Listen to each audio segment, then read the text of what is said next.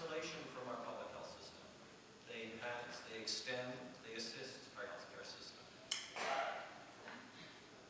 I think of them a little bit like that woman you just saw walking along the road, going up a mountain in our health journeys. They're that road sometimes, over a long journey, for a long period of time. Method of my study is qualitative research. It's storytelling, narratives. The nurses told me wonderful stories. That's what I'm working with.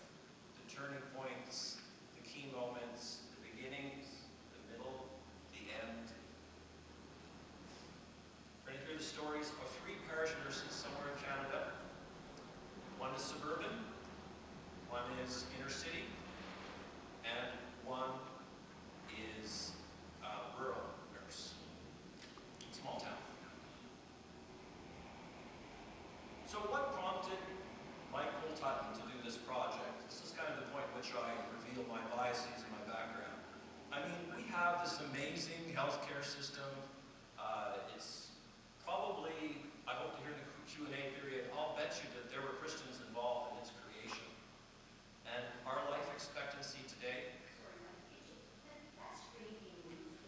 You're in front of it and you can't see that one. how's that?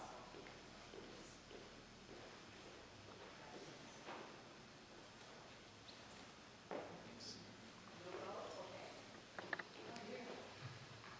Is that better? Okay. That's better? You can see it better? Okay.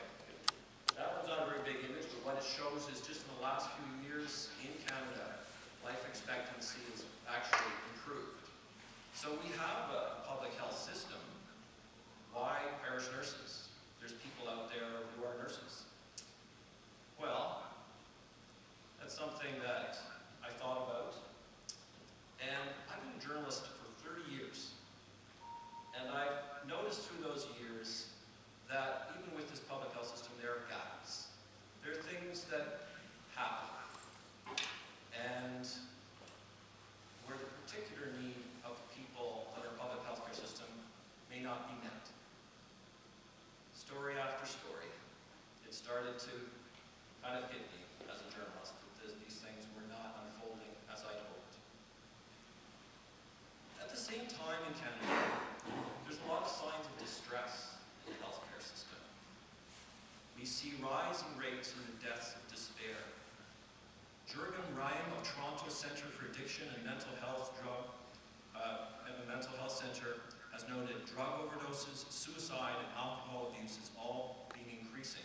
In fact, if it continues this way, as in the United States, our life expectancy is soon going to stop growing and go the other way. Overdose deaths in Canada have gone from 2,000 to 4,000 in a couple of years. Substance abuse disorders have increased by 11%. And yet, as I worked on this project, I kept meeting nurses, Christian nurses, who were so inspiring. Something called me. I said, I got to find out more about this. And I started to wonder, are parish nurses a story of hope that can respond, even in a public health system? Let's talk a little bit about the core theology. The core theology of parish nursing is healing. Christ's life, death, and resurrection are about healing. In the from the 50s, 60s, 70s, the movement, modern movement of parish nursing re-emerged in North America. A chaplain by the name of Ranger Westberg was a big figure in the United States, wrote a number of books, and he brought this, restored this, if you like, as a movement. That has now created something like 3,000 parish nurses in the United States. In Canada, we're up around, we were at 90, we're down to about 70. But still, didn't exist at all. Now, while I speak of this as a Jesus movement, Jesus being at the center of healing, we need to remember Jesus read Scripture. What was the Scripture that he was experiencing and reading? And one of the core ideas that he would have encountered in the Scriptures is restoration in God.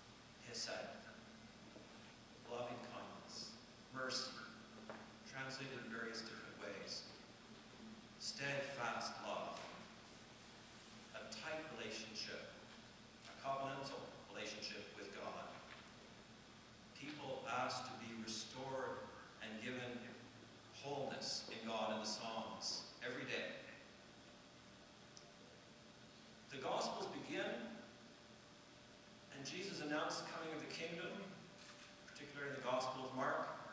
And then there's just this deluge of healing.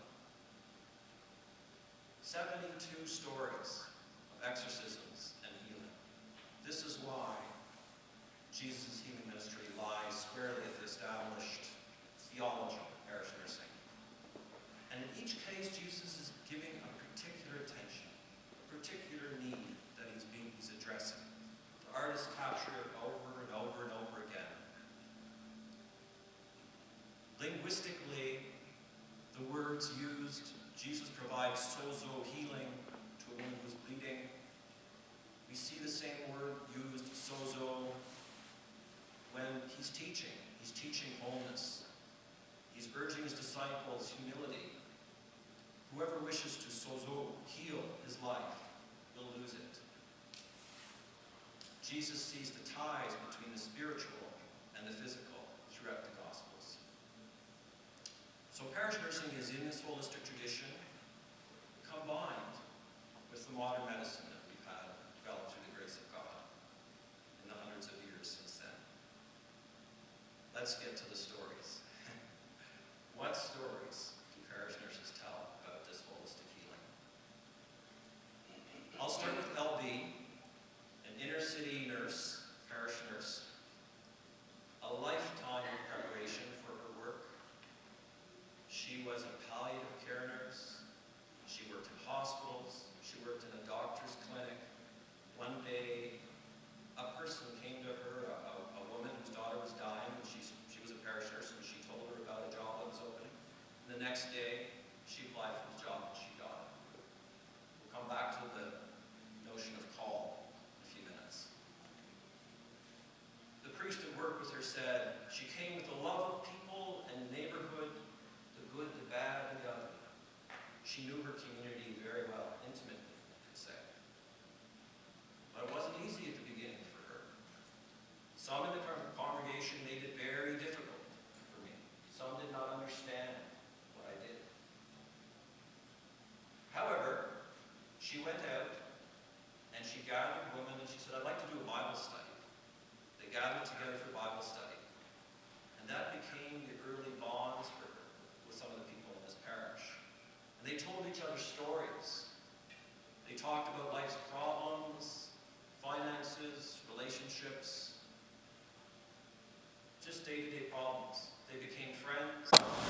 And there are many, many stories. I've had to select stories. Creating connections.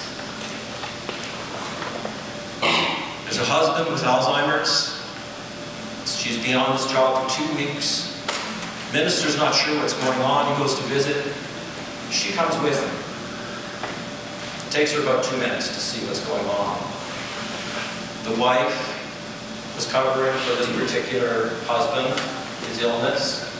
Her relationships had not really existed very well in terms of telling others in her family what was going on. The nurse recognized this. The daughter was out of the city, out of the country in fact. The first thing she does, she builds relationships. The daughter was away, she said. She came. What sorts of results come from that? Well, the support system gets set up. The family, the church family, get brought in to assist as well. She could have, as she said, just gone straight to long-term care. She didn't do that. She built relationships first. One day, indeed, this man will be in long-term care, but first there's a period of transition with the relationships with her family rebuilt and with her relationships with her church family rebuilt. Story 2. Often I heard stories told of spiritual struggle that the nurses would become involved in. This one begins at a food bank ministry. The nurses moved out into the community, and she's now, from this food bank, doing a blood pressure clinic. As she said, it's not really about the blood pressure clinic. It's about connecting with the people she meets at this food bank. There was an alcoholic there. He needed prayers. She said, come back and we'll meet in my office occasionally. He comes and she offers to pray for him. He cried. Nobody in his whole life had ever prayed for him. This man is 230 pounds. He's a trucker.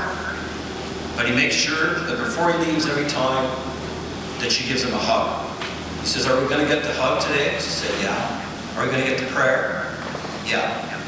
These are critical things in this man's life. She gives him a Lord's Prayer meditation to work with. He takes that home.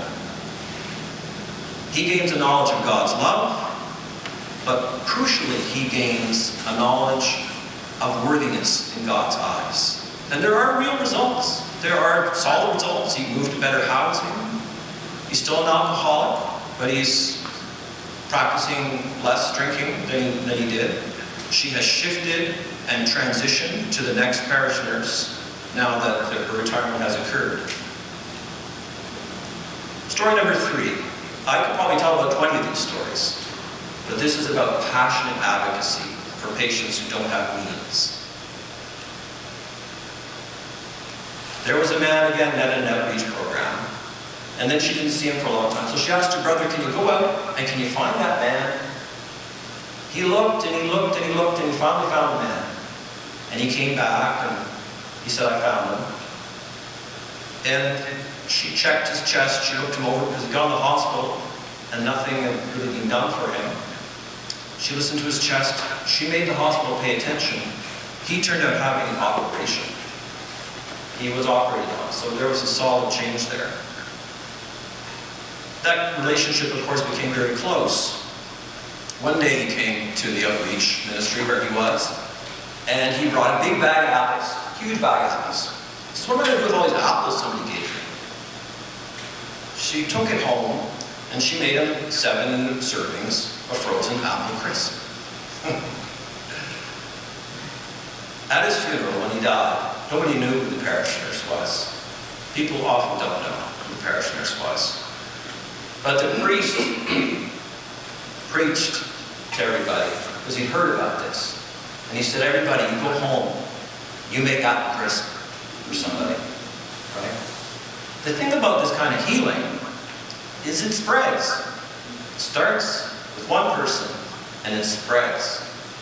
Nobody knew who she was. She knew. She sat through it. She didn't say anything. Let's go to our second nurse. A small town parish nurse. This is just a make-believe small town place to kind of shift you to a different location. Our nurse grew up in this community. She knew everybody. Everybody. She was a supervisor at the local hospital.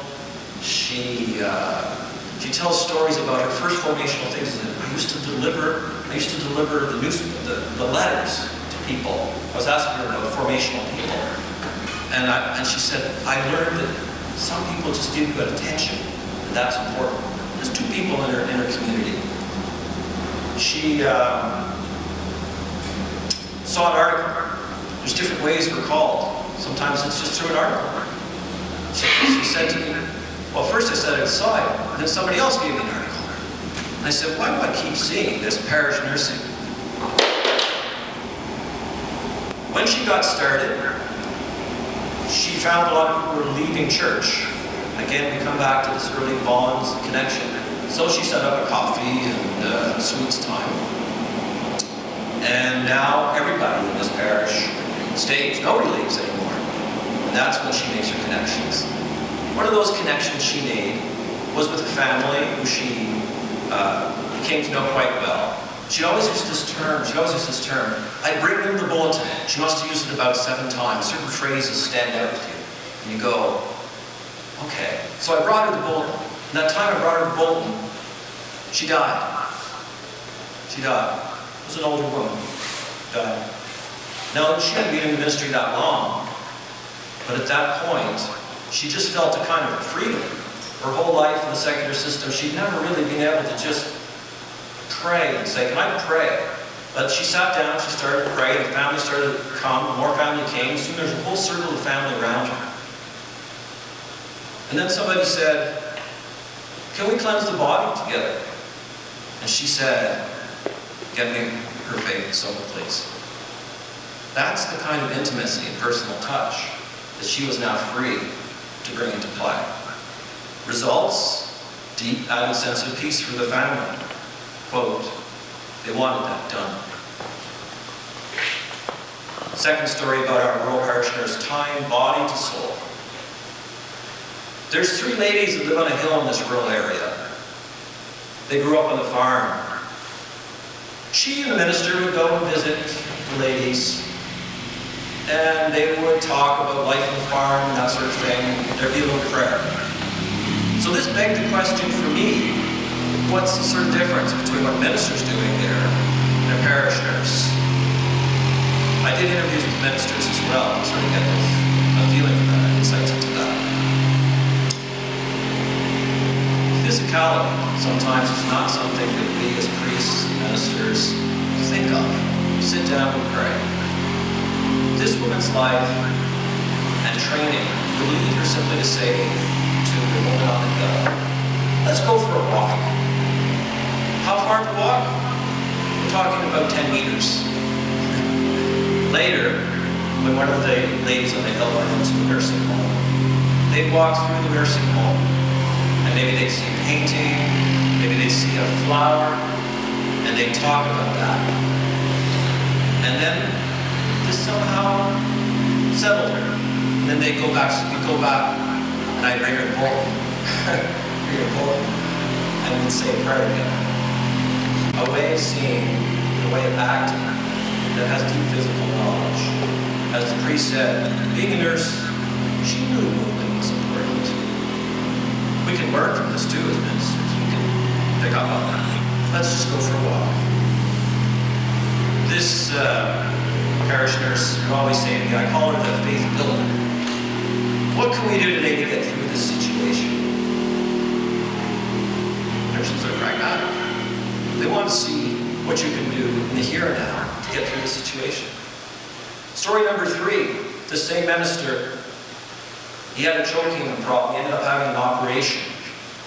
So when he got back, she made him a wellness list, and she said, we're going to follow this list. And he says, well, what's on? He says, stop eating in your car.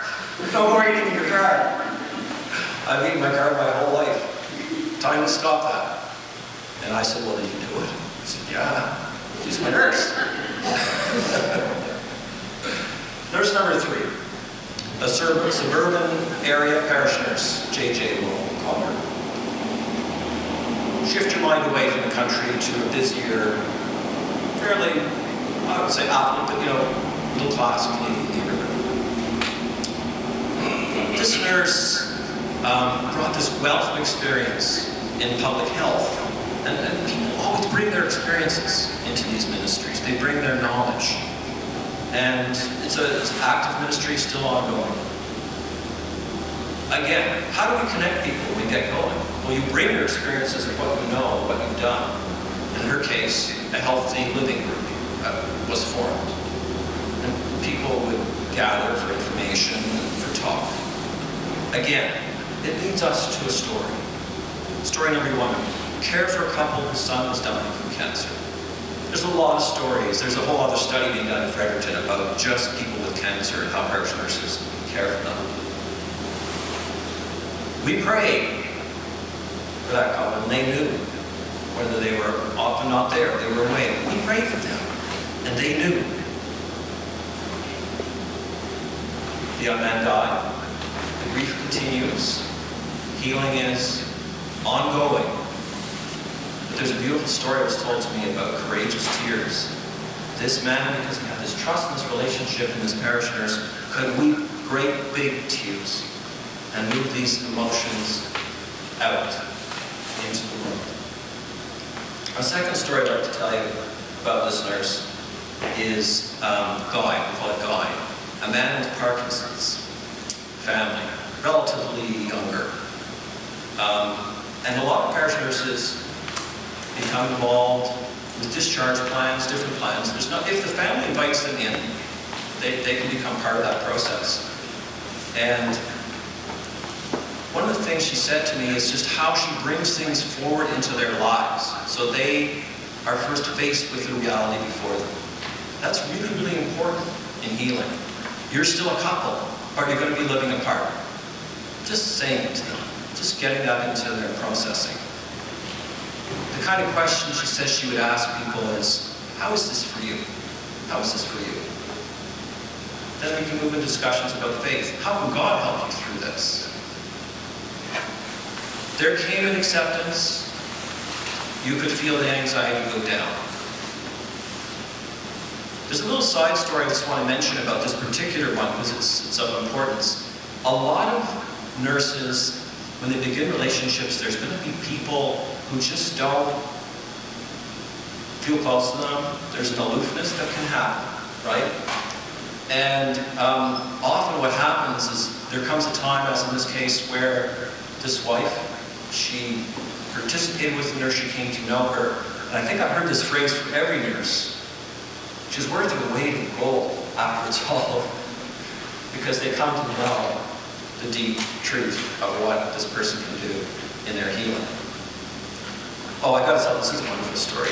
The enabler of dementia support. There is a family that the husband's struggling. The wife's support is in the afternoon. How are we going to help these people? So the nurse, I loved it, she said this, get the quote here, I find I can be really creative. I really thank her for saying that. I state the fact that I keep seeing, which is that you go and train a whole bunch. She trained quite a lot of people, because a lot of people, how many people have somebody in their family with some Alzheimer's or dementia? Right, so a lot of people are going to be interested. And from that grew a pool of 4 or 5 people who became the people in the afternoon that met the person with dementia. Because you know, there's cases where you can't get from here to Kathy, you know, without somebody to help. And they helped her from the car into the house. And that gave her time in her support group and her programs. And they gave her husband respite. So there's a real quick, straightforward result there. Let's talk about, from all of our stories, that's all 3 nurses, the basic stories. I could be here for another hour telling stories. But some common elements. Being called. Just like any ministry, a calling can occur. And I think for all of us in all our walks of life, that's something to bear in mind, because you may do something else. It occurred different ways. It occurred through people. It occurred through an article. It occurred through meeting someone at your clinic. And from there, what's the first thing, early days in these stories, forming bonds. We have called a prayer group. We have the circle of people who meet. We have coffee and sweets. This is a common thing. I kept hearing all the stories fairly early on. They all acted in just unconsciously gospel ways. And I'm not saying that they said, I'm going to go out and be like Jesus. They just did. They just did. And the thing that struck me theologically is that they are caring for the particular need of the person whom they encounter. Not what somebody tells them is going to, they discern what is the particular need. Spiritually, physically, psychologically. And then often, sort of after the fact, if you just go in and find the scriptural references to this is what blows me away. Spiritual care, a couple of whose sons died, we mentioned. We prayed, and they knew, blessed are those that mourn, for they will be comforted. Physical care, providing home support to the woman with dementia. Volunteers, woman goes to the dementia program. Where I was sick, and you came to support me and brought me to the house. You looked after me. 1925, 35. Psychological care.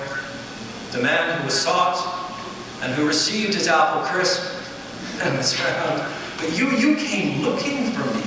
You cared that I was okay. I found my lost sheep. She didn't sit there thinking, I'm going to think about Luke 15 today and go do this. This is just, we just see this reflected in the scriptures as we see these life experiences, this lived gospel. Attention to particular need does have something that qualifies it and is central. It means sanctifying time. It means having time. And I know that so many nurses in our wonderful health system wish they had. more time. Well, here we have an opportunity. Here we have parishes, and that's what they do. They exist over long periods of time.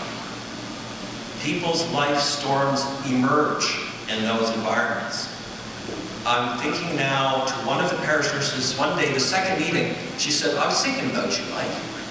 And she said, I've got this whole sermon I wrote 20 years before I was a parish nurse. And she pulled it out, and before she even knew she was going to be a parish nurse, she said, well, there's these storms in life.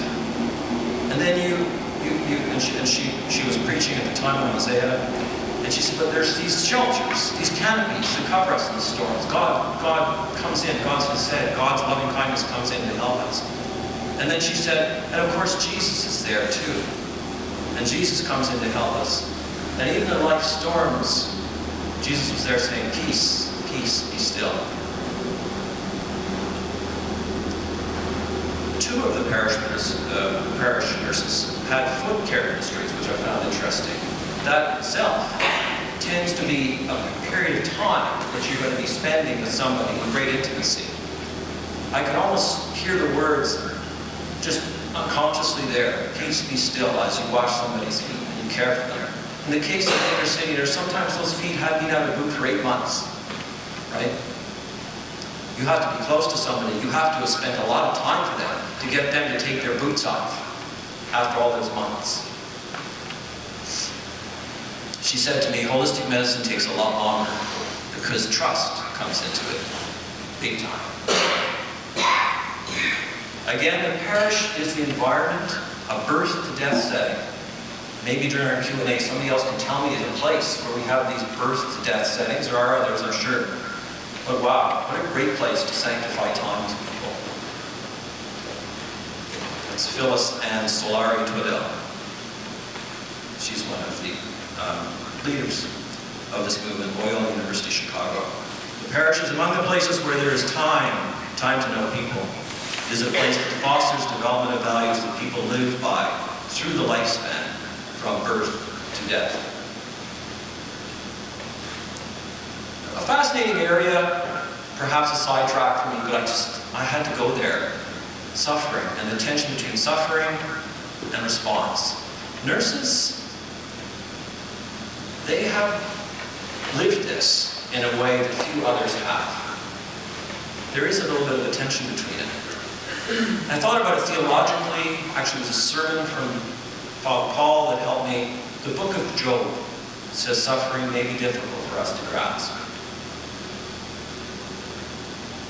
Chapter 38. How can we know how the cornerstones were laid as the morning stars sang together? Job, amidst his suffering, turns to God, and God just lays out all the things that only God knows. Well worth reading those questions when you wonder if you can explain things. This is a branch of medicine that perhaps allied with others, palliative care we might say. They respond to what cannot be fully explained through Jesus' approach. You perceive the deepest need. You act to reduce suffering and help others find peace in the storm. Another area, because I've been telling maybe more dramatic stories, but really a lot of the work the parish nurses do and a lot of the stories they've told are just day-to-day things. They sanctify the body. They look for programs that teach you the basics of how to sleep well, look after yourself, exercise. Elder fitness is one of the programs that was taught. Multiple programs are offered. Again, the theology is pretty straightforward. You can find it in multiple places. Particularly in Paul, do you not know that your body is a temple of the Holy Spirit? Wisdom of Solomon, you love all things that exist, God, for you would not have made anything if you hated it. Their stories included challenges. There is a risk of burnout. There have been many times when I just wanted to pack it in. It wasn't because of doing parish nursing, it's just because of some challenges in my own life that I couldn't think I could do it justice. These parish nurses love their work. They want to do it well. The parish has to be conscious of what they're going through as well, and make sure that they're cared for and have the necessary support so that they can continue. There's a very real risk of isolation, I heard on several occasions. Just back to that, the first nurse mentioning this, some congregations make it very difficult for me. It's confidential work to some extent. You can't stand up at the front and say, hi, you know, John here, I fixed him up last week. You can't do that. So people don't realize often what is going on at this, in this work. And so people can become isolated, unlike, again, wards and public health nurses. They're not teams of people. They're often only have their own little networks to work with, although it's gradually improving. Another thing is, I guess it's a reality, churches have roofs, they've got to be fixed. People are going to ask, can I really afford a nurse in this parish? And in fact, that has been asked, and parishes are losing their parish nurses in the last decade. And that's, in my view, from 97 members of the National Association to 74 this year in the decade. In my view, that's too bad, because as you've heard, I believe there's something really important going on. Nationally, care has shifted back into communities. We don't keep people in hospitals like we did 20 or 30 years ago. We put them back in the community. But are the communities there? Are the communities there? This is where the church has really got to see a need and an opportunity. I did just to mention one study of one of my advisors, Rob Rutledge, an amazing doctor who believes in integrative health, oncologist, radiation oncologist, and he showed me this one study that all these men were being treated for prostate cancer. Right now, this is going on right now amongst us. And of all those men, something like, well, first just they go for their treatment. They see a doctor 15 minutes or so. But when they actually got out and did the surveys, then we found something like 20% of them actually had various mental health issues they never told anybody about. Something like 50 or 40% had sexual or intimacy issues they never told anybody about. So what's happening there? Where's the community? Rob said to me, you do a survey and you ask them how they're really feeling. There's a whole raft of issues, a silent epidemic of people out there. People to be cared for. He said, when you say parish nurse, I hear community. I hear, how do you connect people? So when parishes can, come up to that budget time and think whether they want to raise money, whether they want to do this, they have to ask themselves those real questions, but they also have to ask questions like, who cares for our body and soul connection over long periods of time? Who helps us find our way to God amidst illness? Who advocates for us when we are poor and vulnerable and need health care? Who helps us connect our body to our prayer? I've touched on a lot of things. There's a Canadian Association for Parish Nursing Ministry. It's an amazing resource. You can go there, look up more, and ask them further queries. Now I am opening myself for a period of time for questions, so that's my presentation at this point.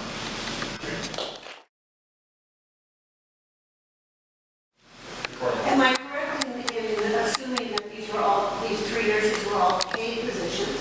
That's my first question. And second, did the parish build in sort of a healthcare team around the nurse that could support him or her?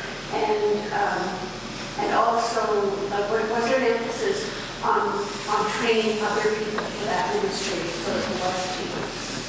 Those are all great questions. Just to take the second one first, and there's so much to tell about this ministry that there's some gaps in my presentation. But health ministry was part of the original idea. And the idea behind it would be that you had multiple people involved. Committees are usually formed in parishes or congregations to support and underpin. And as far as I can tell from my reading of the literature, that's usually a first step prior to the hiring of the parish nurse. The nurses were part-time and they receive some pay, but it can be as little as 1 day a week. More often, in my experience, it's 2 or 3 days a week of pay. They're not being paid the rates of registered nurses in the public system. And there's diversity in the situations across Canada. It depends on the size of the parish and that sort of thing. I should say, I mean, just like every aspect of the church right now, there's been some shrinking in the size, the number of people to provide the financial support. So they may completely agree with what I'm saying, but their resources may have shrunk in that time period. In one parishioner's case, that's why she's not there anymore, it's lack of money. Did I answer your third question? Mike, there is a question online from Liz. Maybe you could pop up there. Yeah, she actually texted in where she has asked that there was this kind of ministry in the church, much of the church's history, and there hasn't been in the last few hundred years, and so she's wondering what happened. Okay, well that again is a whole section that is really fascinating and important. So, if we followed on from my brief introduction of how Jesus is at the center of this ministry, obviously his first apostles, his first disciples went out and healed as well in the book of Acts. And then from the book of Acts, we would move into the early Christian church, where the early Christians were pioneers in the sense that when people were dying with 3rd century plagues, it was the Christians who would go out and heal and care for those people. The early Christians, just reading the gospel, saw it as a natural thing for them to do. However, there's been ebbs and flows in terms of the relationship between Christians and medicine, which is the science of medicine. At times, the church has been uncomfortable with the early years of medicine, for example, where they drew distance. Monasteries for a time ceased allowing certain operations and so on. Other times it's come back in and become part again of the church. In a sense, there's always been a massive influence of Christianity in health. The nursing itself, Florence Nightingale and so on, in the modern sense of thinking about it, was profoundly tied to or influenced by Christianity. However, as modernism sort of peaks and science peaks, there is a period, I would say, from the literature I've read, the 40s, the 50s, and 60s, where the break is almost total, in the sense that Christians are people that come in and they're chaplains, and they sit by your bedside, they pray. That's what they do. They're not involved in your health care, per se. And the health care looks after the physical side. So there becomes a break. And part of the whole Ranger Western philosophy is to restore and renew the early church, in a sense, and its philosophy. So this word restore, renew, rejuvenate, bring back is very big in the theology of parish nursing. Does that help, Liz, at all? I would say so, yeah, indeed. There's another question, I don't know if it's a full question by an anonymous person, who says, what about Christian scientists? But by there, I think they're referring to the Christian Science movement, and I don't know about that. Yeah, I will confess that's outside my area of research, and it shouldn't be. I will look up into that and learn more about it, but I do believe there's a slightly different perspective there, more in-depth attachment with science. But I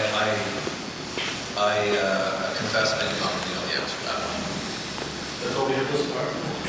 Kyle? I know your research looked probably just at North America. Is that correct, or other places of the world? I'm focused on North America, but there's a parish nursing movement all over the world. In the UK, I was doing a little bit of research, where there's been a close relationship between the national health system and parish nursing. I read this great point on a website, the parish nursing website for the United Kingdom, and it pointed out that probably it's completely safe to assume that there's at least 60 or 70,000 practicing, extremely active Christian nurses in the UK. However, they've only got about 100 parish nurses so far. I found it interesting, how do you make that connection between that opportunity? Now, I'm not saying that 10,000 or 5,000, 4,000, but maybe it would seem like for maybe 1,000 of those 60,000, it might be an opportunity. So there seems to be some kind of a gap between the opportunity and what's happening. I think I spent some time in South Africa, and the thing that amazed me was where we here will go for coffee and conversation after church, but I'd say 80 to 90% of the churches I visited there was no coffee and conversation, but there were nurses that were checking for HIV and things like that. So it became a part of the life of the church that there was always a nurse, 9 times out of 10 that could care for you after service. Now, they were obviously not paid, but they were members of that parish. That was their ministry. So yeah, I think that's a great point. I mean, one of the things we speak of, I've written this story as a journalist, the tsunami of Alzheimer's. It's a reality. They predict, the government has used that term, that's what we're faced with. The number of people that we will be helping with that particular illness and is just growing every year. And so it's an interesting question for the church. How do we respond? Do we just say goodbye? We'll see you when you can't come anymore? Or do we find ways to stay in connection with folks? And I think that sort of, in a way, ties with the visible presence of HIV nurses in parishes. Yes, Nancy? I'm curious if you and the nurses ever talked about a feeling or perception that healing was occurring in a different way or in a more full way because it was done in a faith-based context. As far as I can discern from my interviews, it was profoundly different. And we think back to the story of the soap, the woman that took. So for her, that was an opportunity. This is fairly new in her ministry. That there's no need to hesitate about prayer. There's no need to stop yourself fully entering into the deepest particular needs of that person if it's a spiritual need. And so she did. And she found that transformative for her. Up until that point, she always felt a certain, when she was in the regular system, a certain reluctance to go down that path. So that's a part of an answer, I think. But I'm getting fully into that. Yeah. Yes, sure. Mike, with the parish nurses that you interviewed, I was just curious if any of them happened to comment on their interaction or integration into pastoral care teams at their parishes, and whether, respecting confidentiality, of course, but was there a case where pastoral care teams were able to feed them information so that they could attend to it, or that, for example, they could engage those who do friendly visits, for example, and not have to carry the whole burden of the care of this individual themselves, how that may have worked, or was there any kind of potential competition between the pastoral care nurse and the pastoral care team? So that's a great question. There's a little bit of diversity in how I heard that particular point brought up. One of the nurses was quite clear to me. She said, I was coming to a parish with very strong pastoral care teams, so I strictly did the care when there was a physical problem, when there was a nursing element involved. And we heard from some of the stories there, and the minister was genuinely puzzled. He went to the couple in the inner city, and he didn't know, he just knew something was wrong, right? But you and I, we don't always know. But it took her literally 5 minutes to quickly discern it. So there's strong physical knowledge combined with what she does with that relationally to build networks of support and care. Would she bring in pastoral care? Quite possibly, in the sense of, this family may need a visit, or she might pass along information. There may be limits, though, to confidentiality, especially with people's physical conditions. These are professional registered nurses. They may not be able to tell even the minister certain facts about the care or in the hospital, in that sense. But teams are really important, and one of the things is the coffee and the buns. I mean, that's when the two men, they're like, what do you think about that? I'll go to talk to her. You talk to her. At that point, there's just not much confidentiality. They're just splitting up the crowd as to what's going on in people's lives. And you can share things without breaking confidentiality to a certain extent. My question was similar, but I am going to say that you can always ask someone if they can tell the pastor, if you can share that with the pastor. And most parishioners think you're sharing it all anyway. So it's always a shock to them that you ask this question. Yeah. And then you put it back in their hands. They can decide who they want to know and when. Yeah, thank you very much. That definitely flushes that out. But I think maybe you could address this, but with the alcoholic who's being met in private, there might be some limits there about what you would be sharing. But, again, coming back to your question, Nancy, I mean, I'm going to get my hug, this great guy. Never understand that. Yes, Peter?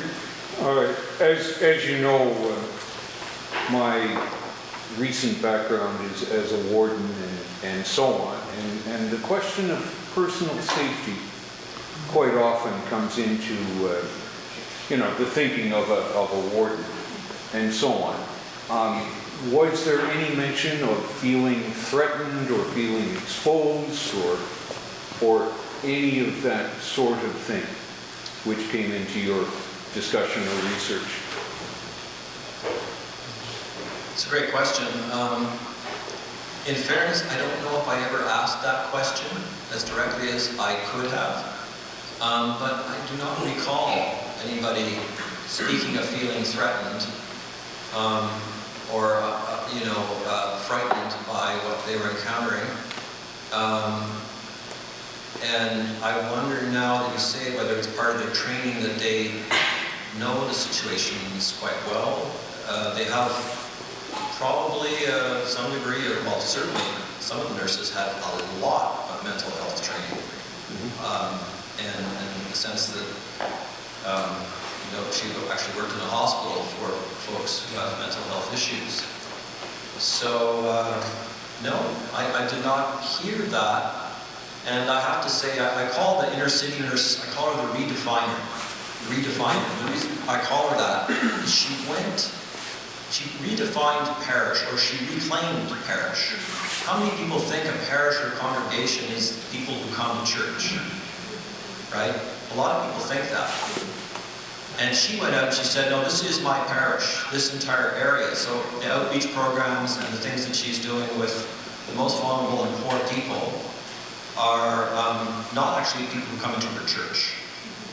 But again, she brings a wealth of knowledge and expertise to that situation.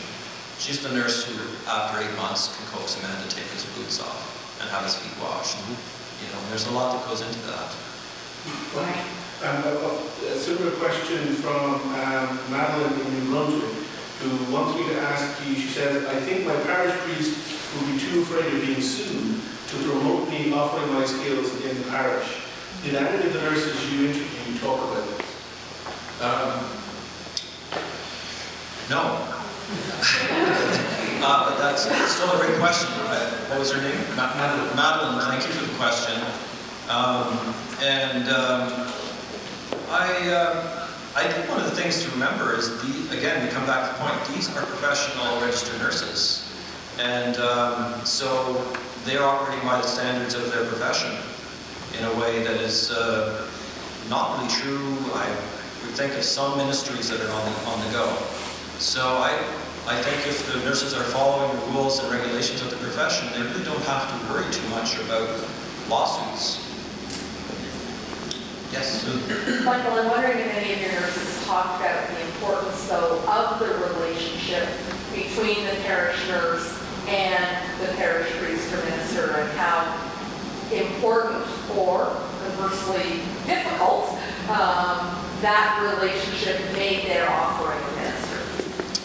I was fortunate, and I would say, not fortunate, but the nurses I encountered, for the most part, had a really good relationship with their priests and ministers, most of the time.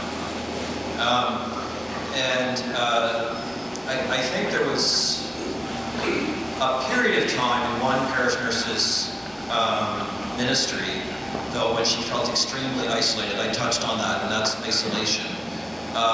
For example, the ministry of the Women's Bible study came to an end because she worried that the priest wouldn't like it. And that was definitely, I would say, a blow. I don't know if that was what she just thought, you know, sometimes people think something, but she ended it, and I think that was a loss for her and her ability to connect. So that does happen.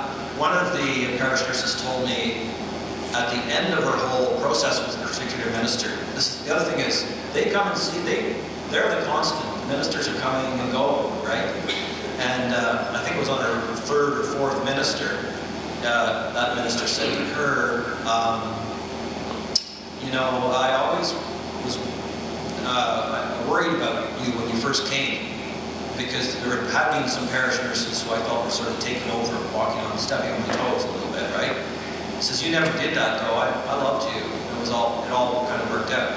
But I mean, that discussion certainly is something showing that you need to keep the lines of communication open in a big way. But most ministers in parish and parish priests I talk to, I mean, there was one who said, this is the woman to whom I would call the highest in my life as a Christian that I've ever met. And he's met a lot of people. So the esteem held for these persons generally was very high. But problems can occur, and like any team ministry, there has to be very strong lines of communication. Does that help? How long have we been talking for? An hour. Yes, Sue? I'm a nurse, and I just find the idea of that mutual parishism. I don't know how I could get involved. Like how, there's so many people that need physical and spiritual help that I think I'd just be totally consumed with, like, if you're within a day or two or 3 weeks or whatever, it just wouldn't stop. Like, it's just, there's such a need. Because as a nurse, in the church I go to, I can look around Mass and see many, many people that I know. And I know what their needs are, physically and stuff. And it's just, I don't know. To me, it's really overwhelming, the thought of being a parish nurse and doing the things and getting involved in I thought a lot about that. too much responsibility. Yeah. I need to drive me crazy. I think I've thought a lot about that, and it comes back to a question somebody else raised, which is the ministry teams of ministries. Because I think you might agree with me that the church can't not be involved in this. This is just too central to what we want to do. So, but as you point out, do we risk overloading one person, overloading them with too much? And I think that the health ministry idea, even if you can't afford a parish nurse, right? But can we form a group of people, now I'm just brainstorming, but can we form a group of people in a parish to talk about health I mean, why shouldn't a church be a place where we have exercise classes organized by the health team? Why shouldn't a church be a place for stretching or yoga? Why shouldn't it be? It should be, right? Yeah, so maybe we don't always have to have quite, I'm giving you stories of 3 parish nurses, but the idea that stays with them, whether we have full-out parish nurses or just what we can do in a given parish, you know, we could still do some of it.